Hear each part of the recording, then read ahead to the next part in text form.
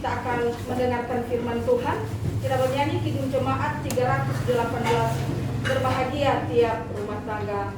Berbahagia tiap rumah tangga, di manakah matamu yang tetap, dan merasakan tiap sukacita.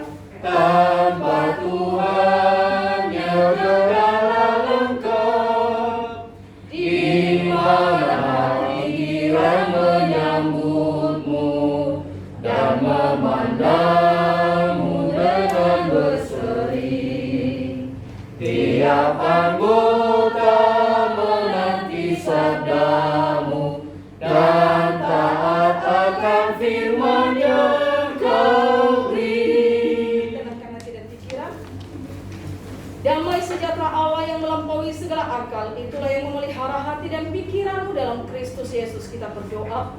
Sungguh Bapa, Engkau Allah yang ajaib, Engkau Allah yang Bapa yang kekasih dalam kehidupan kami. Dan kami memohon, kami mendasarinya atas pendengaran firman Tuhan. Berbicaralah kepada kami, berbicaralah melalui hamba-Mu ini Tuhan, di dalam nama Yesus Kristus. Amin. Bapak Ibu, mari kita membaca Amsal pasal 3 ayat 3 dan 4. Saya mau kita baca bersama-sama. 1, 2, 3. Janganlah kiranya kasih dan setia meninggalkan engkau. Kalungkanlah itu pada lehermu, tuliskanlah itu pada bawah hatimu. Maka engkau akan mendapat kasih dan penghargaan dalam pandangan Allah serta manusia. Shalom. Shalom. Ada sukacita? Amin. Ketika berbicara tentang sebuah pernikahan, tentu sebagai anak-anak Tuhan kita sudah tahu bahwa Tuhan merancangnya bagi semua manusia, dan terutama anak-anak Tuhan harus berjalan seumur hidup sampai maut memisahkan. Jadi ibarat sebuah bangunan, yang paling dipikirkan yang pertama adalah mengenai fondasinya yang kuat. Baru nanti rancang bangunnya dan lain sebagainya, entah interiornya, eksteriornya. Yang paling utama, yang paling pertama adalah memikirkan fondasinya. Nah, kalau tidak, maka bangunan tersebut akan rentan untuk retak, roboh, bahkan hancur. Apalagi zaman-zaman gempa dan tsunami ini, bentar-bentar gempa, bentar-bentar tsunami, gampang bangunan itu untuk rusak. Atau dengan kata lain, bahwa orang yang akan menjalani sebuah pernikahan harus memiliki komitmen dan konsistensi yang kuat. Komitmen dan konsistensi yang kuat. Nah, sebelum sampai kepada yang namanya sebuah pernikahan, ada satu tahap yang cukup serius untuk mengikat hubungan ini. Dan itu adalah sebagai tanda keseriusan untuk masuk dalam pernikahan, untuk membangun sebuah yang namanya keluarga. Dan itulah acara yang dimana kita sedang ada saat ini, tahap pertunangan.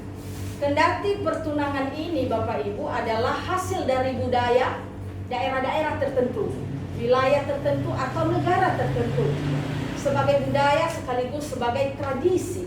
Tetapi kita tidak bisa memungkiri bahwa pertunangan itu adalah pengenalan yang lebih serius antara dua orang yang mau menikah bersama dengan kedua keluarga besar yang akan terikat dalam pernikahan ke depan. Kenapa? Karena dalam tahap pertunangan bukan hanya dua orang yang setuju. Beda dengan pacaran kan? Kalau pacaran itu bisa putus nyambung.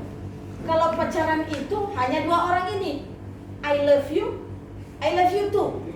Tetapi kalau berbicara tentang pertunangan, ada dua keluarga besar yang ikut menyetujui, dan persetujuan ini pun diberitakan kepada orang lain, kepada orang banyak, bahwa ini dua orang ini nggak boleh diganggu gugat. Sudah mau serius, mau masuk dalam pernikahan. Maka pertunangan bukan sesuatu yang dianggap sebagai main-main. Pertunangan itu berbicara tentang kedewasaan. Pertunangan itu berbicara tentang kesiapan masing-masing pribadi masuk pada tahap selanjutnya. Nah, sebagaimana yang dikatakan Tuhan dalam kitab Kejadian tidak baik kalau manusia itu seorang diri saja. Itulah yang sedang dipersiapkan. Dan air mata seorang ibu tadi mengingatkan kita betapa ia sudah membesarkan anaknya dari kecil sampai dewasa dan akan meninggalkannya untuk menjadi seorang yang dewasa, membentuk keluarganya sendiri, ya, tanpa dicampuri oleh orang lain termasuk oleh orang tua. Nah itu, jadi ibu harus siap melepas itu. Walaupun memang tidak gampang, apalagi anak pertama ya, pasti tempat curhat. Nah, tetapi artinya ibu bahwa mereka sudah dewasa, mereka sudah siap untuk membangun keluarganya sendiri, menjalankan keluarganya sendiri, mewujudkan kehendak Allah, bahwa Allah sendiri yang berkata tidak baik kalau manusia itu seorang diri saja. Nah, sekaligus ini mengajarkan kita untuk mengingat pertunangan versi adat Nias. Sekilas mengingat pertunangan versi adat Nias, pertunangan di Nias adalah ikatan yang cukup kuat yang ditandai dengan famenge laiduru.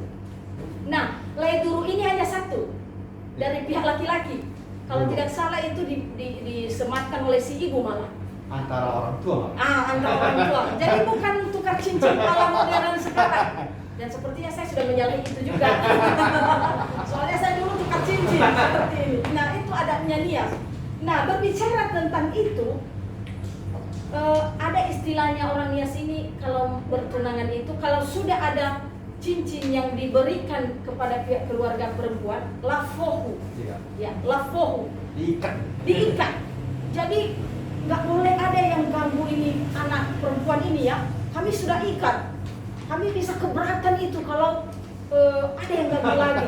Kalau pihak perempuan mengizinkan laki-laki lain menikahi ini, pihak laki-laki bisa marah tuh, karena sudah difohu tadi. Nah, ketika di kemudian hari salah satu pihak memutuskan ikatan pertunangan, maka ada konsekuensinya. Baik laki-laki yang memutuskan ataupun pihak perempuan yang memutuskan, masing-masing ada konsekuensinya. Ini membuktikan bahwa pertunangan itu adalah tahap yang serius dan bukan main-main.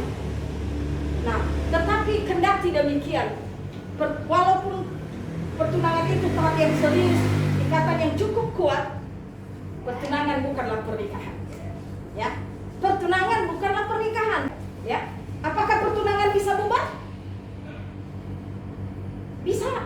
Bisa karena dia bukan pernikahan. Kalau pernikahan tidak boleh cerai sampai maut memisahkan. Ya, sekali lagi pertunangan bukanlah pernikahan. Oleh sebab itu, ada beberapa hal yang kita harus mengerti selama masa-masa pertunangan sampai di hari H. Ada 5 hal sedikitnya. Yang pertama, dalam masa pertunangan tetap menjaga kekudusan hidup dan relasi dengan pasangan. Selama itu kita harus menjaga itu. Yang kedua, dalam masa pertunangan belajar semakin mengenal pasangan. Apalagi ini beda, bukan hanya beda jenis kelamin, beda berlatar belakang suku tadi saya tanya. Maka masa pertunangan belajar semakin mengenal pasangan dan semakin mengenal keluarga besar masing-masing, terutama dalam persiapan pernikahan. Bukan tidak ada masalah dalam rentan ini nanti, dan itu harus belajar untuk mengenal. Yang ketiga, hubungan dengan Tuhan. Sudahkah hubungan kalian ini digumuli dalam doa, sehingga kalian pada akhirnya memutuskan, oh ini yang dikasih Tuhan untuk saya. Harus digumuli sungguh-sungguh. Kalau bisa minta tanda sama Tuhan, ya. Saya punya pengalaman dalam hubungan saya dengan suami saya yang ganteng ini. Banyak hal, dan itu benar-benar didoakan dan Tuhan kasih rasa cinta sampai kelepek-kelepek. Ya, itu harus digumuli dalam doa ya. Nah, lalu yang keempat, komitmen untuk kasih dan setia sama seperti kasih Allah kepada umatnya. Menjaga kepercayaan itu sangat sulit. Menjaga hati untuk tetap setia kepada pasangan.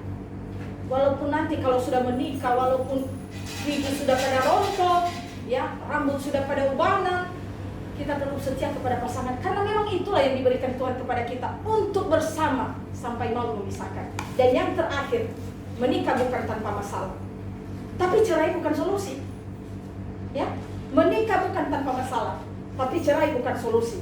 Maka tidak cukup kata cinta sebagai fondasi yang kuat dan benar untuk merawat pernikahan. Fondasi yang kuat dan benar adalah Tuhan. Kata ibu tadi, kedua anak ini adalah anak yang baik, anak yang takut Tuhan. Wujudkanlah itu dalam rumah tanggamu kelak. maka libatkanlah Tuhan di dalam pernikahan kalian. Tuhan Yesus memberkati. Mari kita berdoa. Segala puji dan syukur, segala hormat dan kemuliaan hanya bagi nama-Mu. Terima kasih untuk kebenaran firman. Tuhan, kami tahu kami tidak bisa melakukan firman-Mu tanpa pertolongan-Mu ya Roh Kudus. Bimbing pimpin mereka Bapa untuk menjadikan firman-Mu sebagai pelita bagi kaki mereka dan terang bagi jalan mereka. Inilah doa kami Tuhan. Engkau sempurnakan dalam nama Yesus yang telah mengajar kami berdoa demikian. Bapa kami yang di surga, dikuduskanlah nama-Mu, datanglah kerajaan-Mu, jadilah kehendak-Mu di bumi seperti di surga. Berilah kami pada hari ini makanan kami yang secukupnya, dan ampunilah kami atas segala kesalahan kami, seperti kami juga mengampuni orang yang bersalah atas kami. Dan janganlah membawa kami ke dalam pencobaan, tetapi lepaskanlah kami daripada yang jahat, karena Engkau-Lah yang mempunyai kerajaan dan kuasa dan kemuliaan sampai selama-lamanya. Umat Tuhan, arahkanlah hatimu dan terimalah berkat-Nya. Tuhan memberkati engkau dan melindungi engkau. Tuhan menyinari engkau dengan wajah-Nya dan memberikan engkau kasih karunia. Tuhan menghadapkan wajah-Nya kepadamu dan memberikan engkau damai sejahtera saat ini sampai selama-lamanya. Amin. Kami memuji kebesaran-Mu. Kami